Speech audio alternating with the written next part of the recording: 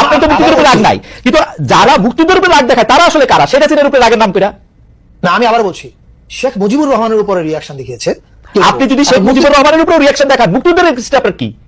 আমি আবার বলছি, আপনি কি আমাকে এবং আমাদের সরকারকে যদি বলেন, বা বাংলাদেশ আপনাদের সরকারও তো দেখাই দেয় যে ইউনূস সাহেব দেখাই দেয় হাসিনা রেগে জিগান, মুজিব রেগে জিগান, আমি তাদের জিগাবো কেন? আমারও তো হাসিনার উপরে অনেক রাগ, আমি তো জীবনে মুক্তিযুদ্ধের উপরে রাগ হইতে পারি না, শেখ মুজিবের উপরে 71 পর্যন্ত রাগ হইতে পারি না। তো আপনার কাছে একটু জানতে চাই যে মুক্তিযুদ্ধের যে নবায়নের কথা আপনি বলছেন বা বুঝাচ্ছেন, সেই নবায়ন কি এরকম যে সরকারি বেসরকারি উদ্যোগে দাবি যেটা করা হচ্ছে যে মুক্তিযুদ্ধের ইতিহাস, মুক্তিযুদ্ধের স্মৃতি, আমি আবার বলি, আমি এগুলির সাথে কিন্তু আওয়ামী লীগ অ্যাসোসিয়েট করি না, কারণ মুক্তিযুদ্ধ আওয়ামী লীগ এবং হাসিনার আওয়ামী লীগ, মানে ওইটা কেমনে আর ভালো হবে কি হবে না হবে ওইটার সাথে আমার ইয়া না। কিন্তু মুক্তিযুদ্ধের ইতিহাস, মুক্তিযুদ্ধের স্মৃতি, মুক্তিযুদ্ধের নিদর্শন তখনই দেখা যাবে, সরকার থেকে বলা হচ্ছে, যখন সেগুলি জুলাই স্পিরিট ধারণ করে সমন্বয় করা হবে। ইন্টারেস্টিং, তাই না? মানে মুক্তিযুদ্ধের স্মৃতিকে জুলাই স্পিরিটের সাথে ম্যাচ করতে হবে।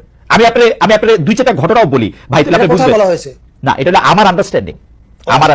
এই জন্যই কি সরকারি বেসরকারি উদ্যোগে এই দাবিগুলি করা হচ্ছে কিনা ছোট ছোট জায়গায়, যে মুক্তিযুদ্ধের ইতিহাস, মুক্তিযুদ্ধের স্মৃতি, মুক্তিযুদ্ধের নিদর্শন তখনই দেখা যাবে, প্রদর্শন করা যাবে যখন যেগুলি জুলাই স্পিরিট ধারণ করে। যেমন আমি উদাহরণ দিতেছি, তাহলে আপনি বুঝবেন।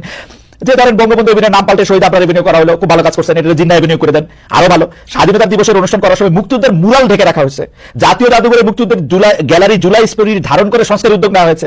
সোহরাওয়ার্দী উদ্যানে 7ই মার্চের ভাষণ তো দূরের কথা, পাকিস্তানিদের আত্মসমর্পণের দেয়াল চিত্র থাকবে না, মুক্তিযুদ্ধের নেতাদের করা হবে সহযোগী মুক্তিযোদ্ধা। এসবের মাধ্যমে আসলে মানে আপনার রিডিংটা কি ফারুকী ভাই? মানে আপনি কি?